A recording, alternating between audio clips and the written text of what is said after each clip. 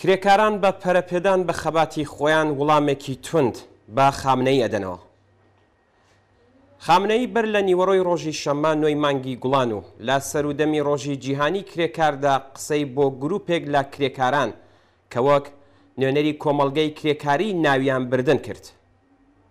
ئەو لە قسەکانی داوی ڕای قبولکردنی بوونی گەندەڵی بەرین لە نێو مدیراندا ڕیاکارانە وتی ئەگەر گەندەڵی هەیە و ئەم گەندەڵیەش بەرینە بەم هۆکارەیە کە مدیرانی نیزام بە فەرمانی ئەو ناجوڵێنەوە.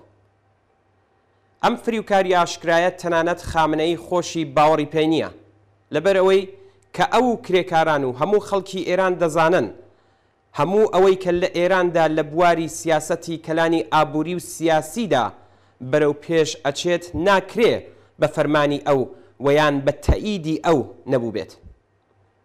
خامنەی پارەکە بە تکرارکردنەوەی ئەم قسانە بەڵێنی دابووکە لەسەر بنەمای سیاسەتەکانی دەوڵەتی تازە بەرەبەرە کێشەکان چارەسەر دەبن.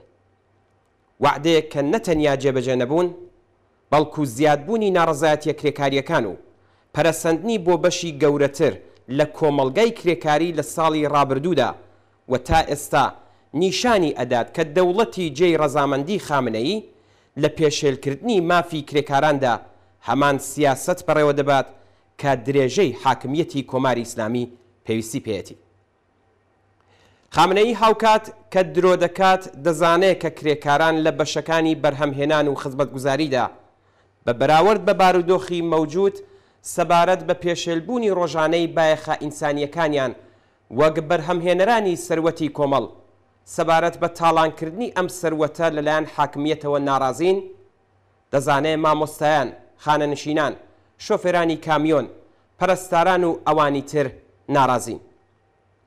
ئەو دەزانێت کە کرێکار لە نظامی زاڵمانی مەوجوددا ڕێگایەکی بێجگەل لە دەربڕینی ناڕەزایەتی نییە و نیگەرانە لەوەی کە لە مەسیری ئەم ناڕەزایەتیانەدا کرێکاران یەک بگرن. لەمڕۆوە بەڕیاکاری دانی پێدادنێکە هێندێک ناڕەزایەتی لە شوێنە کرێکاریەکاندا هەبووە. بڕێک لەم ناڕەزایەتیانە کە ئێستا بەندە تا ئەو جێگایی کە خەبەرم هەیە ناڕەزایەتیەکان لە جێی خۆیاندا بوون، ساڵی ڕابردووش وتی ناڕەزایەتیە کرێکاریەکان بەڕەوا دەبینێ، بەڵام بۆ ئەو گرنگە کە کرێکارەکان لەگەڵ نیزام بن و سنووربەندیان لەگەڵ دوژمندا هەبێت. ئەم قسانە لە حاڵێکدا دەکرێن کە مدیر عاملی سازمانی ناوچەی تایبەتی پارس بە دوای مانگرتنی ئەم دوایەی کرێکارانی گاز و نەوت و پێترۆشیمیدا ڕایگەیاند لە 8 گەڵاڵەی پێترۆشیمی ئەم ناوچەیەدا ژمارەیەک لە کرێکارانی وەرزی بەهۆی گرفتی بەڕەوەچوونەوە مانیانگر کە بە کۆتایی هاتنی ماوەی یاسایی 4,000 کەسیان دەردەکرێن و کرێکاری تازەیان لە جێگادا دادەنرێت. بەڵێ ناڕەزایەتی بەجێی کرێکاران بۆ وەرگرتنی حەقدەستی گونجاو لەگەڵ هەڵاوسانی هاوسار پچراو بە دەرکردنیان وەڵام ئەدرێتەوە. بێگومان خامنەئی لەم هەڕەشەیە ئاگادارە، بەڵام ئەو سەرجەم مدیرانی نظام نایانەوێت کە لە بەرامبەر داخوازی ڕەوا و بەجێی کرێکاراندا پاشەکشە بکەن و دان بە داخوازیەکانیاندا بنێن. لەبەر ئەوەی کە هەر چەشنە پاشەکشەیەک بۆ مانەوەی حاکمیەتەکەی بە مەترسیدار دەزانێت. خامنەئی هەڵبەت لە قسەکانی یەکلایەنەی خۆیدا نەیوت کە ساڵانێک ناڕەزایەتی کرێکاران و سەرکوتی ڕێکخراوە کرێکاریەکان بەدەستی دەستگا ئەمنیەتیەکانی ژێر فەرمانی ئەو گرتنی هەڵسوراوانی کرێکاری بۆچی ڕوویداوە و لەبەرچی هێشتا بە شدەتی زیاترەوە درێژەی هەیە و نەیوت بۆچی کەمتر چالاکێکی کرێکاری هەیە کە چەندین جار ڕەوانەی زیندان ناکرابێت و لەوێدا ئەشکەنجە و ئەزیەت و ئازار نەدرابێت.